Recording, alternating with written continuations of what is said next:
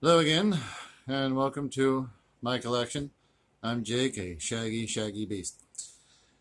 Um, Today another list, top 10, no particular order, of the critical movies. When I say that, I mean they're not just critically acclaimed or something like that. It's just I think they are artfully done. They're well performed, and if you had to take a film class, I think these should be some things you need to see at some point. Um, Starting off with somebody whose career you may know, Reservoir Dogs and Bad Lieutenant. So starting off with two of them. Quentin Tarantino. The reason they're tied together is because of Harvey Keitel. Harvey Keitel um, basically solidified Quentin Tarantino's career. He already had writing credits, True Romance, and um, Natural Born Killers. I knew it's in there somewhere. Um, but these two movies, Reservoir Dogs especially, is the best way to take all the movies you've ever loved and then cram them into one movie. Basically, steal other people's ideas and make them your own. Sort of. Not really steal, but definitely heavily influenced, which is fine. That movie rocks. Bad Lieutenant, it does not end well for him. Spoilers. But it's a good movie. There's a sequel to it, kinda, on the Nicolas Cage Bad Lieutenant Protocol New Orleans. It's an interesting movie. Nicolas Cage definitely goes like almost full Nicolas Cage, if you know what I mean. Um, but I think he keeps a very reserved performance, and I think it's a very well done film. But Bad Lieutenant, the first one, is a better movie. Quick, moving on to another one that you may know, Terry Gilliam and his classic Brazil. Oh, that's a shiny. Brazil. A dude getting bored at his work in a boring, mechanistic, authoritarian, bureaucratic world. I think Terry Gilliam loves to live in a dystopia. Or his mind is constantly there, and a lot of his films are like that. I just saw The Fisher King, and it's very dystopian in certain aspects. Anyway, Brazil is like a dream within a dream. Um, a lot of it could have happened in his head. A lot of it does happen in his head. Um, if you've never seen Brazil before, read up on it. Definitely check it out. Brazil, Terry Gilliam. Terry Gilliam should all be, the only reason you need to know. It's funny. It's not very um it's not as dark as 12 Monkeys, but it does get depressing. One that's depressing but also extremely funny. Another classic, Doctor Strangelove, or How I Learned to Stop Worrying and Love the Bomb. Peter Sellers in a standout performance and like 3-4 different characters. It's bat crap crazy, but very entertaining. Um, George C. Scott as the guy talking to the guy who's talking to the president, because it's a Peter Sellers movie, but it's also very Kubrick, and it's dark comedy, and it's very, very funny and weird. Much like Sling Blade, but for some reason I can't find that. I had a lot of my movies stolen at one point. Or maybe not stolen, just they forgot to return them. But anyway, Doctor Strangelove is a classic movie, and I think a critical film in the industry. Another one that I think is a critical film in the industry, Devil's Rejects, also known as the good Rob Zombie movie. It's the best one. It's the one where he definitely got all of his ideas slid into this pocket that is the sweet spot of everything that he, I think, really incorporates into his movies. Sure, he's only done music videos and A House of a Thousand Corpses, but I think House of a Thousand Corpses, where that is probably a more Rob Zombie affair, Devil's Rejects is like how to take some parts of that premise and then make it mainstream and then just punch it in the nuts. 3 days from Hell, or yeah, Three from Hell, excuse me. Three from Hell is the sequel to this, but sadly does not have Sam Hague in it, the clown, because he was old and he passed away sadly before it was officially out, because writing a sequel to just this movie is extremely difficult. But I think you can never watch Three from Hell and still enjoy that movie, and never watch any other ones in Rob Zombie's library and enjoy that movie and still see it as, again, something like Reservoir Dogs, where you take everything you know about the industry, everything that you like about it, 70s, you got clear picture, you got, good score. You can go on and on about why these are great. But it does have some horrifying things that go on in it. It's not for everybody. If you don't know about Rob Zombie, you're in for a wild ride, especially when somebody's face gets taken off of them. Unlike a Nicolas Cage movie, which was silly and made no sense. Next one is another classic, a Takashi Miike film, Audition. There's a man in a bag and a crazy woman. They're not the same thing. Audition, like the title says, don't do what this guy did. Basically, he made a casting couch to meet his new wife.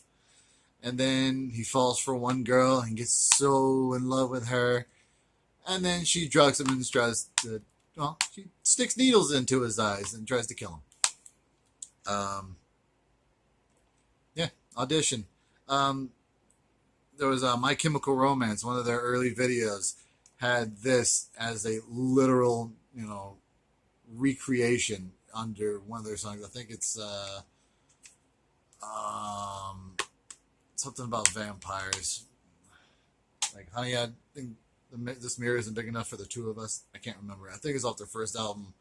I brought you my bullet. You brought me your love. But it's a strange movie. I like strange movies, and so Inherent Vice. It's about a weed smoking doctor who never does any doctoring. It's essentially, what if you made Big Lebowski even weirder, which is not a bad thing. I think this movie works better than the Big Lebowski of what it tried to do. I like the Coen Brothers stuff, but they're not always perfect in my opinion. But Inherent Vice, she's the Inherent Vice.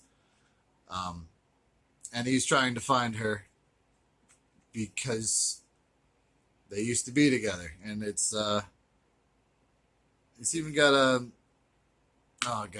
Josh Brolin, who's in like everything, even the Goonies, which should have been on one of my the last video, which was most rewatched. I've seen the Goonies a lot. I don't know why I didn't make it in there, but I had 10, and 10's a fun number. Why not? This another movie that's not as fun, but is very well done. Like Black Hawk Down, well done. Not a wartime movie, but a movie where they take a true story and then make it into something impressive and should be watched, period. My dad didn't want to watch Black Hawk Down for the longest time, but he knew the guys who were in it. And I've been over there too. It sucks. It's hot, and a lot of people you don't know are shooting at you. But I finally got him sit down and watch it, and watch that, and I know he felt better by the end of it. It's something like, that you finally get to acknowledge, parts of you that you've been kind of hiding away, I guess. Same with movie Hotel Rwanda. Refugees, Don Cheadle. I mean, do you need anything other than Don Cheadle and he's in a movie? I mean, he's like the other Denzel Washington, in my opinion.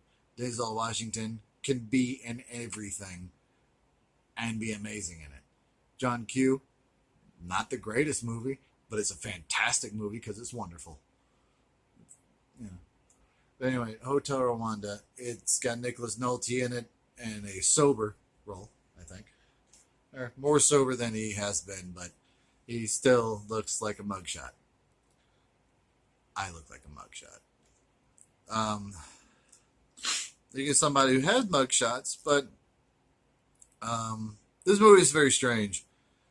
It's got the Corey brothers, and I say Corey brothers because they've been in every single movie together for a long time and back in the day. Dream a Little Dream. An old man and his wife do a science experiment, a spiritual experiment, and their bodies get swapped with her and Corey Feldman. And Corey Haim's the best friend trying to figure out what the hell's going on. And the guy's just trying to find his wife, because if he doesn't find his wife, she disappears forever, and she doesn't remember what's going on. He does. And it's a very trippy movie, and I've had a lot of friends, like, when they come across it in my collection, they are actually like, dude, you have this movie, I need to see it again. Kind of like the movie Heathers for the same guy, but I don't have the movie Heathers. I don't hate Christian Slater though. He's fantastic. I think that's Heathers he was talking about. Anyway, who cares? This last movie, which is technically the number 10, Casablanca. I would have the Maltese Falcon, but apparently I don't have the movie, but I have the book. I thought I had the movie, but turns out my grandma still has it. Casablanca is probably the best movie ever to be made, period. If you've never seen an older movie, black and white should never lead you astray. They are great movies because they had to work with what they had. They didn't have immaculate CGI and do what Steven Spielberg does every time, where he's just trying to remake, Sky Captain in the World of Tomorrow. I don't know if he actually did that movie, but everything on that was done in green screen, and Steven Spielberg doesn't want to leave his house. I get that. Duh. But Casablanca is Humphrey Bogart in a role that is iconic, just to say the least. I know a lot of people have heard Casablanca. A lot of people have heard Play It, Sham. Even though a lot of people say Play It Again, Sham. That's never in that movie. The stupid Mandela effect. Which is understandable because the internet and the world is filled with a lot of duality information. But the duality of everything boils down to Casablanca. There are Nazis, there's love, there's action, there's even, oh God, what was his name? Peter Lorre. Yeah, he was in a lot of Looney Tunes cartoons when I was growing up.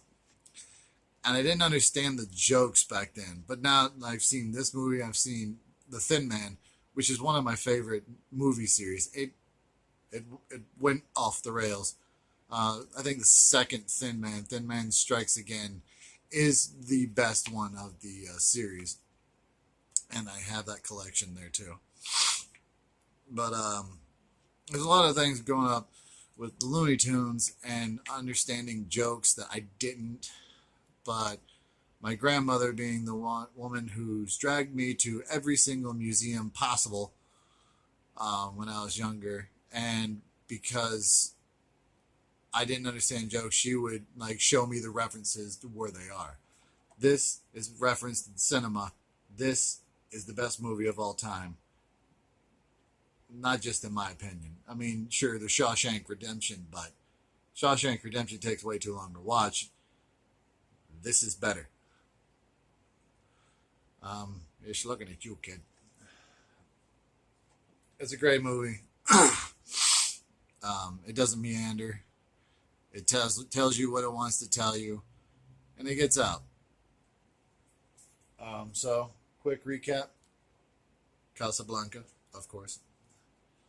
Oh, dropping fucking shit. Dream a Little Dream.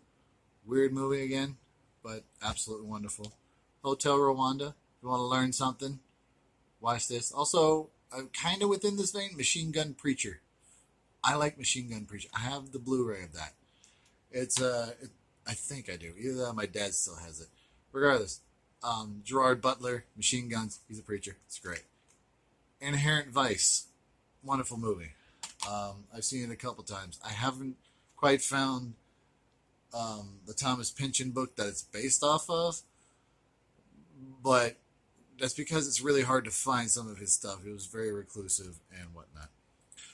Audition, Takashi Miike. He's a great director. He's done a bunch of other films that I cannot remember right off the top of my head, but Audition is a movie that needs to be taken in consideration if you like horror, and if you know how to get really good tension and atmosphere. That was me dropping shit.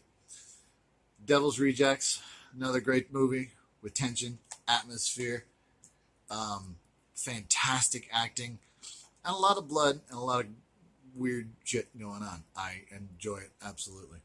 Doctor Strangelove, a lot of weird stuff. A lot of, like, if you don't understand the humor, it comes off as like it's not funny.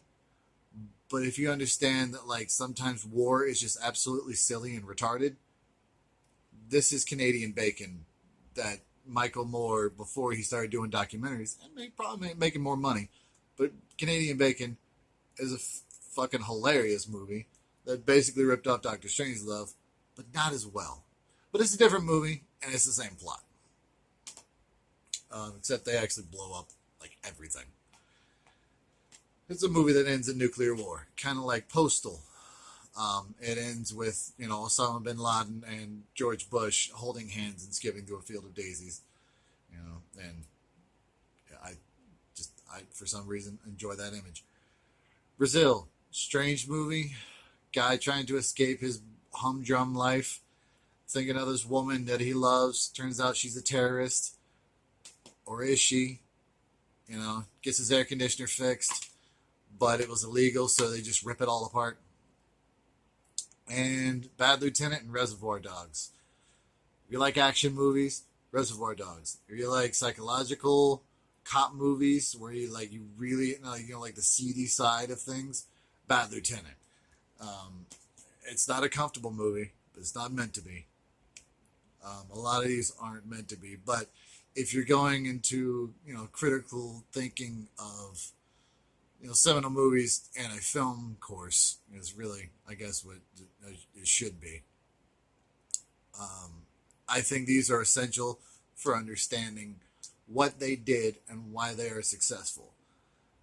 There are others, as you can tell, but I'll get to them later. Anyway, I'm Jake. This is my collection, and I hope you have a great day.